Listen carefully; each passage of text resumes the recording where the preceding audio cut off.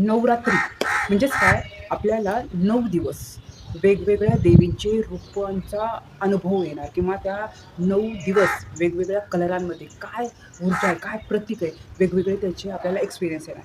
नवरात्री म्हणजे 9 देवी जसं की स्कंदमाता, शैलपुत्री, कुष्मांडा, सिद्धदात्री, कालरात्री, चंद्रघंटा, महागौरी, कात्यायनी, महालक्ष्मी देवी असे हे 9 रूपं.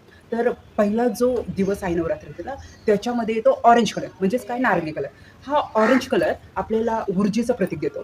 जसं की आपण हे जो ऑरेंज कलर आहे त्याच्यामध्ये आपल्याला पॉझिटिव्हिटीमध्येच आपण जर राहिलो तर आपले जे काही काम आहेत त्याच्यामध्ये खूप आपल्याला एनर्जी टिकून ठेवण्यासाठी हा ऑरेंज कलरला महत्त्व दिलेलं आहे. त्याच्यामुळे नवरात्रीमध्ये जे काही आपल्याला कलरांचा अनुभव येतो तो खूप पॉवरफुलच असणार आहे. त्याच्यामुळे ऑरेंज कलर हा खूप ग्रेटफुल आहे, पॉवरफुल आहे. तर नक्कीच ऑरेंज कलर तुमच्याकडे जर अवेलेबल असेल तर नवरात्रीमध्ये घाला.